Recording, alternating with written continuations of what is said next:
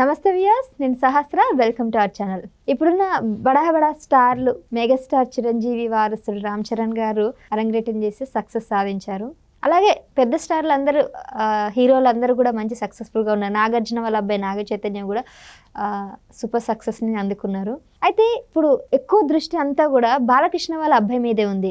బాలకృష్ణ గారు ఎలాగో రుజువు చేసుకున్నారు, మరి వాళ్ళ అబ్బాయి కూడా సినిమాలో రాణించి సక్సెస్ అవుతాడా లేదా అనేది ఇప్పుడు ఆసక్తిగా మారింది. మరి వాళ్ళ అబ్బాయి మోక్షజ్ఞ సినిమా ఏ డైరెక్టర్తో తీస్తున్నారు, ఎవరు కథ ఇస్తున్నారు, ఏంటి అనే అంశాల మీద ఇవాళ మనం ప్రముఖ ఫిలిం క్రిటిక్ హేమసుందర్ గారితో మాట్లాడి తెలుసుకుందాం. నమస్తే సార్. నమస్తే అమ్మా. సార్, బాలకృష్ణ గారి అబ్బాయి మోక్షజ్ఞ గురించి చాలామంది ఎదురు చూస్తూ ఉన్నారు. ఎప్పుడు తెరంగేటం చేస్తారా, ఎప్పుడు వస్తారా, ఎలాంటి సినిమాతో వస్తారు ఏంటి అనే దాని మీద చాలా ఆసక్తిగా ఉంది ఆడియన్స్కి.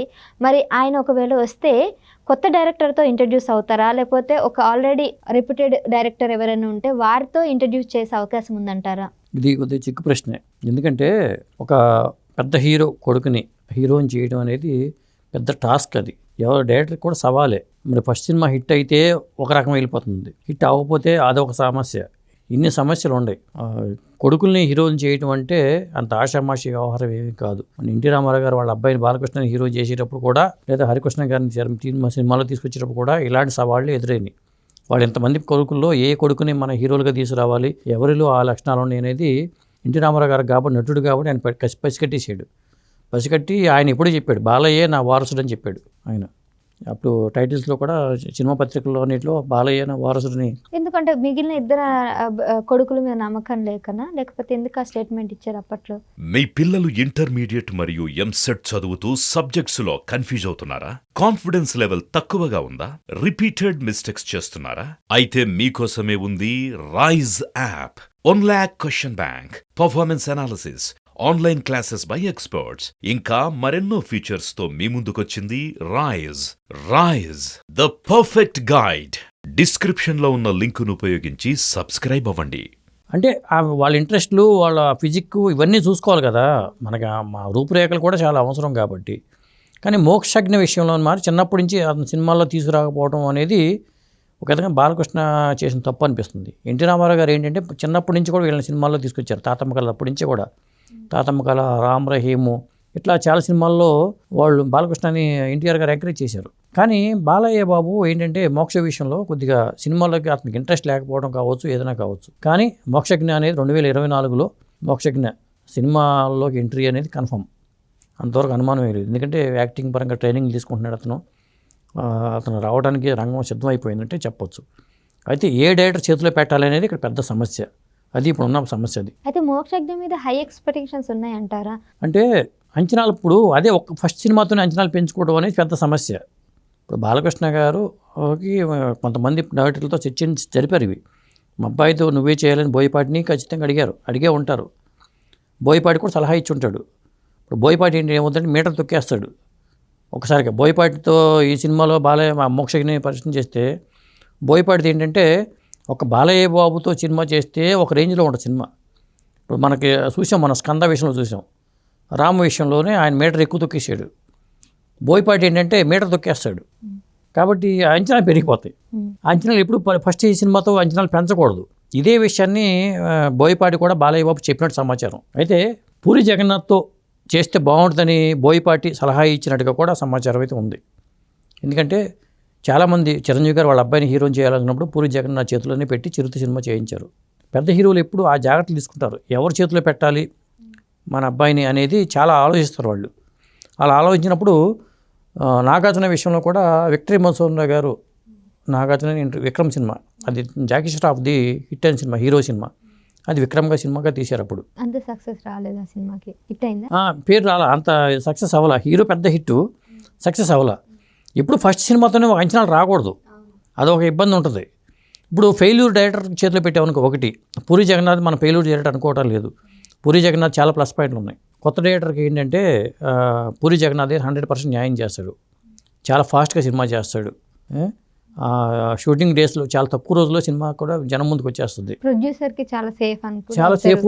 ఆ పూరి జగన్నాథ్ డైలాగ్స్ పరంగా కానీ, అతను స్వతహాగా ఇది కానీ, ఎందుకంటే అంచనాలు ఉండవు ఫస్ట్ సినిమాకి. ఇప్పుడు అందుకనే చాలామంది వాళ్ళ వారసులను ఎవరైనా పెట్టాలన్నప్పుడు పూరి జగన్నాథ్ చేతిలో పెడతారు. అదొక ప్లస్ పాయింట్. అలాగే విక్టరీ మోసోనం ఏంటంటే ఒక మంచి సీనియర్ డైరెక్టర్ కాబట్టి విక్టరీ మోసోనం చేతిలో పెట్టారు విక్రమ్ సినిమాని. అలా చాలా జాగ్రత్తలు తీసుకుంటారు. హీరోలు తమ వాళ్ళ అబ్బాయిల్ని హీరోని చేద్దాం అనుకున్నప్పుడు చేస్తారు. డైరెక్టర్లు కూడా వాళ్ళ అబ్బాయిల్ని అట్లా ప్లాన్ చేసి చేశారు. ఏమేం చేశారు, దాసరి గారు ఏం చేశారు, గ్రీక్ వీరుడు, నాగార్జున సినిమా నిన్నే పెళ్ళాడుతున్న సినిమా పెద్ద హిట్ కదా, ఇది కృష్ణవంశీ డైరెక్ట్లో వచ్చిన సినిమా. గ్రీక్ వీరుడు నా రాకుమారుడు అనే పాట ఉంది టబుకి నాగార్జునకి. నేనేమనుకున్నానంటే అప్పట్లోనే ఆ పాట విన్నప్పుడే అరే అద్భుతంగా ఉంది, గ్రీక్ వీరుడి పేరుతో నాగార్జున హీరోకి ఇంకో సినిమా చేయొచ్చు కదా అనుకున్నాను. కానీ చాలా ఏళ్ళకి దాసనారాయణరావు గారు వాళ్ళ అబ్బాయిని పరిచయం హీరోగా పరిచయం చేస్తూ గ్రీక్ వీరుడు సినిమా తీశారు, అరుణ్ కుమార్ని పరిచయం చేస్తూ. టైటిల్ అద్భుతంగా టైటిల్ అనుకున్నాం. అతను కుర్రాడు 6 అడుగులు పైకి పొడవుంటాడు, మంచి ఫిజిక్స్ అనుకున్నాం. ఏమైంది, సినిమా ఆడలేదు, ప్లస్ కెరీర్ ఇది అయిపోయింది. ఎప్పుడు ఫస్ట్ సినిమాని భారీ అంచనాలు వచ్చే సినిమా చేయకూడదు. ఇప్పుడు అఖిల్ పరిస్థితి కూడా, ఇప్పుడు నాగచైతన్య విషయంలో అఖిల్ పరిస్థితి అదే. నాగచైతన్య విషయంలో కూడా నాగచైతన్య ఎటువంటి అంచనాలు లేకుండానే సినిమా అతని కెరీరు ముందు సినిమాతో. ఎప్పుడు పెద్ద డైరెక్టర్నో లేకపోతే బోయపాటి చేతిలో పెట్టకూడదు. ఇప్పుడు లేటెస్ట్ సమాచారం ఏంటంటే అఖండ 2లో బాలయ్య బాబుతో పాటు మోక్ష కూడా ఉంటున్నాడు అంటారు.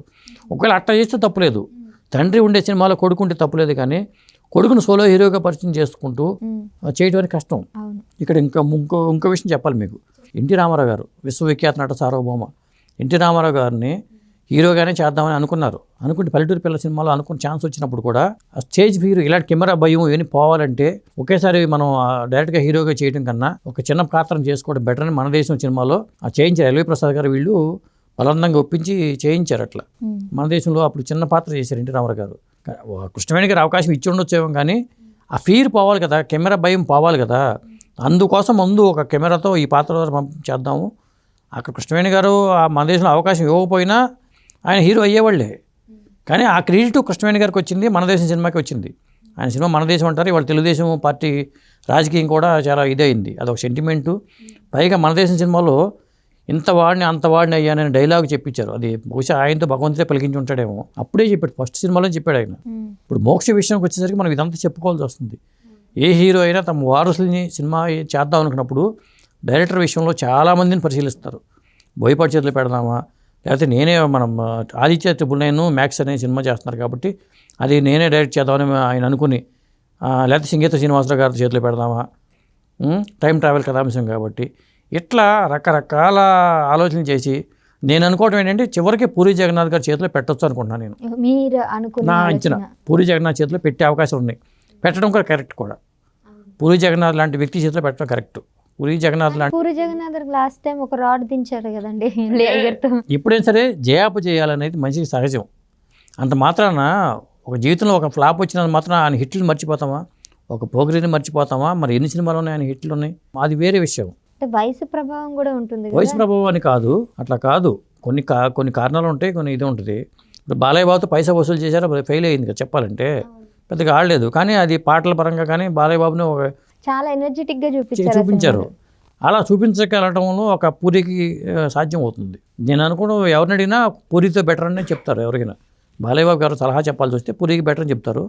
కానీ లేటెస్ట్గా ఏంటంటే బోయపాటి అఖండ 2లో మోక్ష ఉంటాడు అంటున్నారు. కానీ నేను అనుకోవడం ఏంటి పూరి సినిమాతోనే మోక్ష స్టార్ట్ అవ్వచ్చేమో నా అనుమానం.